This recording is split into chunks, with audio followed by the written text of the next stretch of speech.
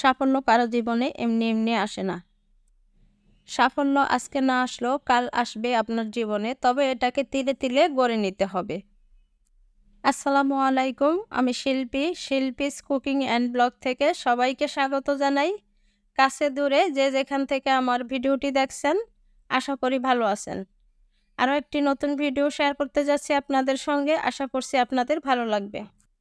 এবারের মতো এটাই হচ্ছে আমার গ্রামের বাড়ির শেষ ভিডিও আপনাদের সঙ্গে হয়তো শেয়ার করা। আবার যদি কখনো আসি তখন হয়তো শেয়ার করব নতুন কোনো ভিডিও।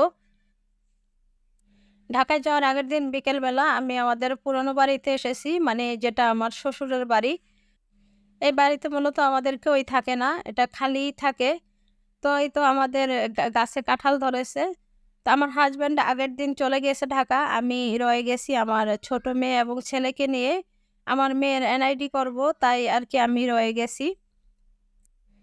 তো যারা এনআইডির কাজ করেছেন তারাই জানেন আসলে এটা কতটা ঝামেলার।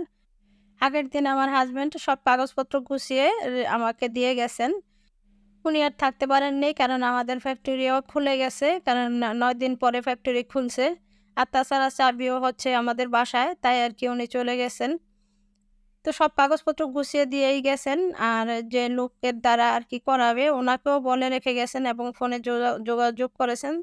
তারপরও অনেকটা সময় লেগে গেছে। 8:30টার দিকে আমি গেছি নির্বাচন কমিশন অফিসে, আর আসছি হলো 3:30টার দিকে বাসায়। তো এখন বিকালবেলা, যেহেতু পরদিন চলে যাব, তো কিছু বাড়ির কিছু জিনিস নেওয়ার জন্য, যেমন এই যে কাঁঠাল ছিঁড়ে দিল আমার এক জা আর কি, বাড়ির এক জা।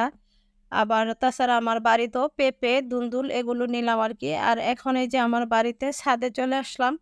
একটু শেষবারের মতো ছাদে দেখে নিলাম আর কি।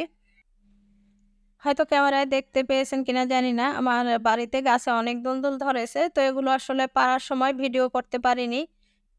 পেঁপে, দোলদোল, তারপর হচ্ছে কাঁচামরিচ। তো এগুলো আসলে পাড়ার সময় আর ভিডিও করিনি। আর সারাদিন যেহেতু বাহিরে ছিলাম, অনেক ক্লান্ত ছিলাম।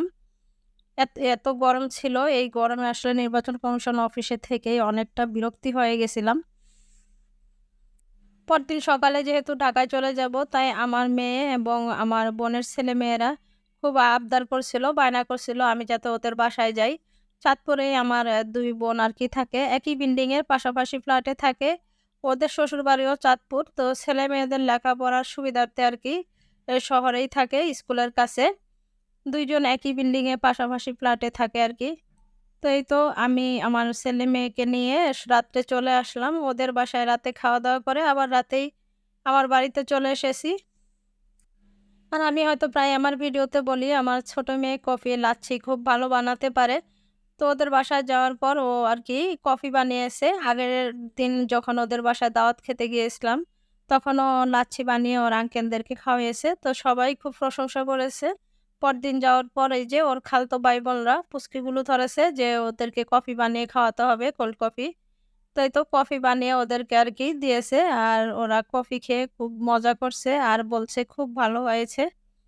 এই তো পরদিন সকালবেলা আমি ঢাকার উদ্দেশ্যে রওনা হয়েছি। আর আমার কোলে হচ্ছে আমাদের মোয়েজ্জা। আমার মতো কে, কে আছেন যে গাড়িতে উঠলেই ঘুমিয়ে পড়েন? ও আমার কোলে ঠিকই এদিক ওদিক তাকাচ্ছে আর আমি কিন্তু ঘুমিয়ে পড়েছি। আমি সবসময়ই জার্নি পথে আরকি ৩ ঘন্টার জার্নিতে ১.৫ ঘন্টা ঘুমিয়েই কাটিয়ে দেই। আমি জানি না এটা আমার কেন হয়? আমি বাসায় যতই ঘুমাই তারপরেও দেখা গেছে গাড়িতে উঠলে কিংবা লঞ্চে গেলেও কেবিনে আমার ২০ থেকে ২৫ মিনিট পরেই ঘুম এসে যায়। আর আমি যখন ঘুমিয়ে পড়ি তখন আমার ছেলেমেয়েরা আমাকে ভিডিও করে আরকি। আর এই যে এখনো আমার ছোট মেয়ে আমার পাশে ছিল, যখন দেখেছে যে আমি ঘুমিয়ে পড়েছি, ও ভিডিও করে নিয়েছে। আর মাশাআল্লাহ আমাদের ময়েজও আমাদের সাথে জার্নি করে, করে আসলে ও অভ্যস্ত হয়ে গেছে। অনেক বিড়ালই নাকি জার্নি করে না। জার্নি করতে গেলে অনেক সমস্যা করে। তো ওকে নিয়ে আমরা রোজার ঈদেও বাড়িতে গিয়েছি। আত্মীয়স্বজনের বাড়িতে বেড়াতে গিয়েছি। এবার তো ওকে নিয়ে অনেক বেশি আরকি জার্নি করা হয়ে গেছে। ঢাকা থেকে চাঁদপুর আমাদের বাড়িতে গিয়েছি। আবার পরদিন আমার বোনের বাড়িতেও ওকে নিয়ে বেড়াতে গিয়েছি। আসলে ও সেভাবে কোনো সমস্যাই করেনি। ওর খাবারটা আর ওর লিটারটা সাথে রাখলেই চলে আরকি। পরদিন আবার ওকে নিয়ে কুমিল্লায় গেছি আরকি আমার মেয়ের শ্বশুরবাড়িতে।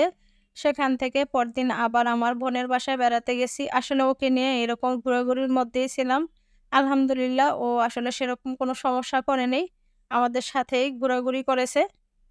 আর ওকে আমরা একা বাসায় রেখে কোথাও যেতেও সাহস পাইনি। আসলে একা বাসায় ও কিভাবে থাকবে? ও ওর খাওয়া-দাওয়া এসব ব্যাপার নিয়ে চিন্তা-ভাবনা করেই আরকি ওকে আমাদের সাথেই নিয়ে যেতাম। খাবার সাথে নিয়ে যেতাম আর ওর লিটারটা সাথে থাকতো আরকি।